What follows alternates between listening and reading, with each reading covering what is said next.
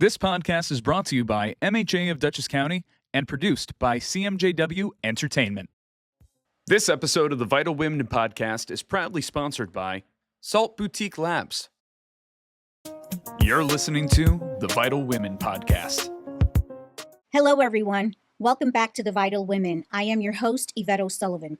As you know, this space is all about empowerment and midlife vitality. But today's episode's a little different. It's a heart-to-heart about where we are going next. My 25 years in social work have always been about one thing: helping people find their voice. I've realized that to empower women, we also have to empower the children they are raising.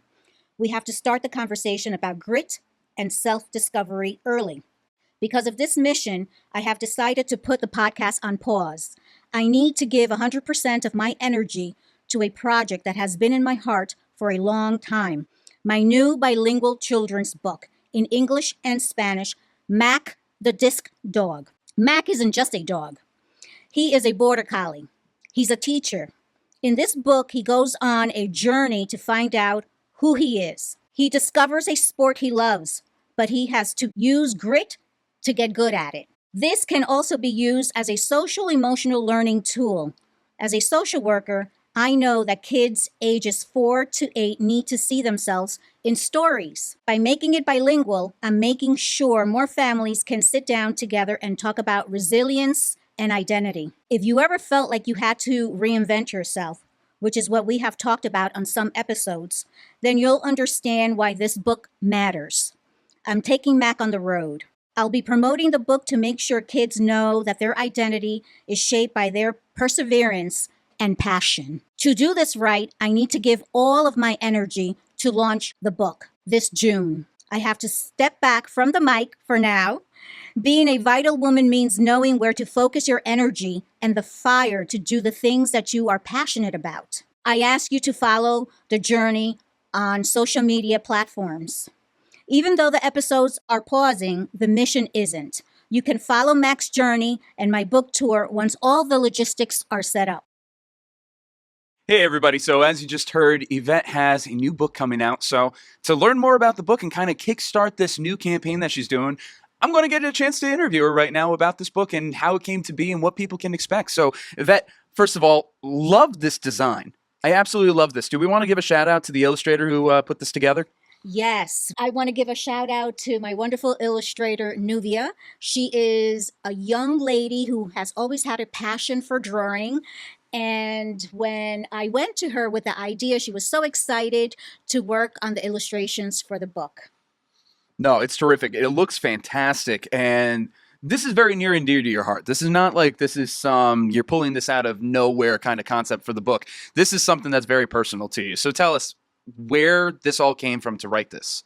Well, first of all, I've always wanted to write a book since I was in my 20s. Mm-hmm. When I left college, that's when I first got the idea. Mm-hmm. I never got around to writing because life happens. Yeah. I got married, became a mother, focused on my career. And as you and I have talked in the past, recently I'm working on my creativity. Therefore, when COVID happened, that's when I decided to pivot in life and develop my creative side. So during COVID, that's when I acquired my dog, Mac, and he's a border collie. It's a very interesting story of who he has become today because we picked him up on a farm in New York State, and not any ordinary farm. It was a farm that belonged to my daughter. He is one of 11 pups, and he was not selected. So it's interesting because people may think that dogs don't have feelings or that dogs don't express what they're going through. They certainly do. So through my observation during this period, I noticed that he was kind of sad that he was left behind. And I believe one of the reasons that he was left behind was because he was small. And border collies by nature are raised to be working dogs. So the area where my daughter had the farm is very populated by Amish population, and they saw that the bigger pups, the maybe stronger pups, would be better working dogs for them. Well, Mac worked his way into our lives. I have changed the story a little bit for the purpose of children understanding. Hmm. And in doing that, I'm sharing how he became a very resilient dog, developed grit, persevered in becoming the dog that he is today because he's not a herding dog, even though that's his nature, Hmm. but he has developed a passion for playing disc and he Yeah. competes. And in the first competition that we enrolled him in, he won first prize. Amazing. Which we were totally surprised because we weren't expecting that. Yeah. So, in order for parents and children to get a better idea of his journey, which it has not been an easy journey, Mm. you need to buy the book when it's released in Yep. June. But talking about, passion, um, it is a passion of mine to create a voice, and not only for women, as I've been doing for the last year, but also for children, Yeah. because when I first became a social worker many years ago, I started working with children. Mm. And especially post COVID, I think a lot of children are going through certain uncertainty, certain nervousness, maybe not knowing what's going to happen next because the world has changed so much and there's always something happening. So I hope by writing this book that I can bring some comfort to them. I hope so. And more than likely you can. Something like this. And besides, there's a reason why dogs are very often used as therapy animals, because there's a beautiful connection between a child and not just a child, just a person and a dog. And it's a beautiful thing. And the relationship that you have with Mac, I remember the first time I came over to your house and we were, throwing the disc around, and it was so much fun. It was so sweet. And just to have like that playful sense in that moment, could tell, first of all, Mac's very talented, but also the connection that you two share and how phenomenal that is. So, to be able to go out there and to compete, but also to build up this skill together, how does that feel like that unites you even more? Well, for clarification, I'm not his handler. Oh, okay. My husband is his handler. My Mhm. husband is the one that does the training with him. Mhm. So the bond that they have developed is very close. Mhm. But in speaking of how calming dogs are and the fun, the play that it brings, it also gets me out there, to attempt, because I'm not good at throwing the disc. I don't have that control that my husband does with the wind and knowing. And also as a dog, Mac has this eye coordination, and also he uses sound to kind of determine where the disc is going to land. Mm. So they have been working on those skills for quite some time, for the last 4 years now. But as for me, I have a very close bond with him because he comes to me in the evening. He Aw. looks for me, for hugs and kisses. And in the evening, I toss his favorite animal, which is a manatee, a stuffed manatee, and his bear. So that's where our bond has grown. And in walking also, during COVID, I was also a little nervous and anxious. And he gave me the confidence to walk with him, that security that I needed, talking about therapy dogs and talking about, the comfort that animals can bring. We also have that special bond. Yeah, that's lovely. So this begs the question: did you have many dogs in your life prior to Mac? Actually, he is our first dog. That's what I thought, but yeah. Yes, when my children were growing up, they always wanted a dog. Mhm. And I've always said, we're not getting a dog. We're way too busy between sports and work and every other responsibility Yeah. as parents. I never allowed. Mhm. So, as I mentioned earlier, when my daughter had her own farm, she became independent and she was like, I'm going to get that dog that you told me I could not get. Well, she sure did, and her dog ended up having 11 pups. Yep. And now, Mac is in your life and is like, look, now it was your daughter who got you, Mac, this beautiful dog and this beautiful connection. Another part of your family, another beautiful addition of the family. Another beautiful addition of our family. And, every day we have to exercise him. We have to work with him because they're so smart that if they don't have a job, they can go through anxiety and depression. That's the unique part about border collies, that they Yeah. are super intelligent. And in the dog world, it's not coming from me, in the dog world, they are considered the prodigy dog. Mm. So it is a joy to have him. in our lives. That's lovely. So now you're going all out and about, taking your book on the road. You want to promote it. You want to share this story with people. As you mentioned before, the podcast, we're taking a pause on this. What's it been like for you to create this platform for a year and now to, again, not to end this, but to pivot it and use your energy in a new creative outlet? What has what you've done in the past year influenced and strengthened you into this next chapter? Great question. Well, prior to the podcast, I started to write the book. Mm-hmm. And when I started the podcast, I was in the midst of working with the illustrator. But one thing that the podcast has done for me is also I've developed grit and perseverance to try different endeavors, to lose that fear and accept that I don't have to do things in life one particular way. And even though that I am walking into the unknown, just like I did with the podcast, I'm going to get through it. And I am open and feel blessed to have all these opportunities, because maybe sometimes people don't get to do or work on what they're passionate in. Yeah, it's tough at times. And as you said, there's not just one way of going about and doing things. I've probably shared this quote with you before, and sorry if I'm a broken record, but jazz violinist Regina Carter, I was at a Q&A with her, and she said something I always remember, and it's so simple. There are many ways around a roadblock. You just got to get out and get stepping and figure it out for yourself.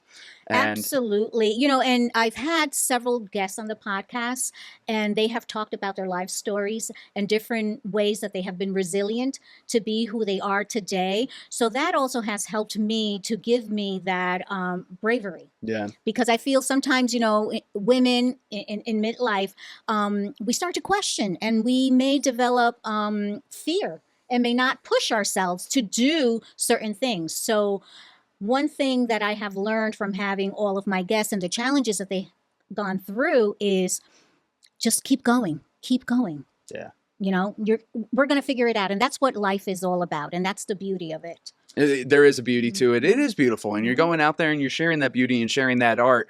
You've had a number of people who are authors on the show. Now you're going to be the author getting to promote it. How does that feel to have the tables turn in that regard? Well, one is exciting, and I can, you know, go to them, and also we can support each other and see how it feels, because it's not an easy journey. You know, maybe people think, oh, they're going to make millions. It's not about making millions. It's about getting the message out there. And a couple of my guests, they have been on the show, they have such an important message to give. Yeah. Just like my message is for children as well, but also parents, because like you said, it's about forming a bond, and not only forming a bond with animals, but with your children as well. Finding that time when you can sit down and just take that quiet moment in life and read and enjoy and have fun. So I believe it's the same with the authors that I've had on the show. Finding that time and that passion for them to share their message and just put it out there. Beautiful. No, honestly, that's the way to go about it. So one thing that's really interesting about this book, you're also reaching out to a bilingual audience, which is really neat, because that was something that you were really trying to promote with the podcast, of really highlighting the Spanish culture and the English culture and bringing it into one. You're doing the same thing with the book here. So how does that feel to get to express both backgrounds that make you whole? Thank you for asking that question. Yes, my background is also, I am Dominican, and in embracing that background and also being a social worker, I found that there isn't enough material out there that is written in Spanish. And in this country, I also feel that there's a big push for immigrants to learn to read and write and speak in English. But when they are home, they also need to feel safe, and that they can speak in their own language, and that they can read to their children in their own language, in Spanish. So therefore, it was very important for me to write the book in English and Spanish to give that level of people feeling safe in their own home. Yeah, without a doubt. I always feel bad that I only know one language. Do I know some Spanish? Yes. Am I conversational at it? No. And I give anybody who is bilingual or multilingual so much credit. And I'm not somebody over here that's saying it's like, you have to learn English. I know English. You have to learn English. It's like, no, it's like, I want to learn more. And the fact that you have the variety here for everybody, it just makes it even more accessible to even more people. That's just opening the door for as many people as possible. And I think that's really lovely what you're doing there. Thank you. And sometimes also when children are exposed to English in school, they start to lose their native language. And I hope with this book that they start to feel also that they can continue to carry their native language and appreciate it, because there was a point in my life where I did not appreciate knowing Spanish. Really? But as I mature and became an adult, I was like, no, this is my mother's language. I need to hold on to it. And that's what I've done. And there are times, as an adult that certain words do not come to me in Spanish.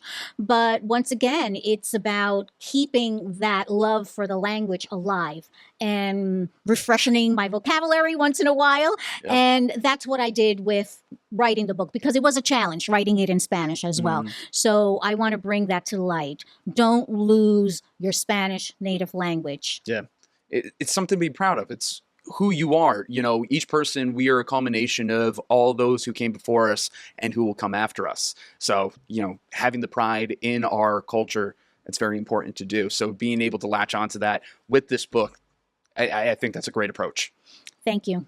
So, I think we've wrapped it up pretty well. Obviously, people are going to want to check this out. We're going to have updates on all of your social media and probably some new stuff coming out too. Yes. So definitely be on the lookout for all of that. Besides that, the way you typically end most of your episodes when you're talking to your guests, you ask them, do they have a call to action for the audience? Ivette, do you have a call to action for everybody? Well, my call to action is, as I mentioned earlier, is the mission to nourish our children that are coming up in the world, to give them that sense of security, and it's everybody's responsibility. The saying, it takes a village. Yes, it does take a village for children to develop that strength, to develop being brave, to develop a voice for themselves, the passion to demonstrate who they are, and also to understand that it takes time and we need to support them in helping them find who they are. And I also ask my audience to do the same. What a great call to action right there. Ivette, it has been a pleasure working with you over this past year on this podcast, and I'm really excited where you can take this book, where you can take Mac and everything. This is going to be a great new chapter for you. It certainly is. Thank you. Absolutely. I want to give a huge thank you to my sponsors, Andrew O'Grady, the Salt Boutique Lab, Livia Metspot, for believing in me and giving me an opportunity to start this wonderful endeavor of the show. I want to thank my audience for supporting me and always listening. And if you have an opportunity, please make sure you check out Mental Health of America, that you check out the Salt Boutique Lab, and also Livia Metspot. Thank you for the community, and thank you to my producer, Connor Walsh, for always believing in me and supporting me with all my crazy ideas. What a huge learning curve it was for me to produce the podcast. Thank you. To the audience, stay vital. I'm not going anywhere. I'm just turning the page to a new chapter. This podcast is brought to you by MHA of Dutchess County and produced by CMJW Entertainment. This episode of the Vital Women podcast is proudly sponsored by Salt Boutique Labs,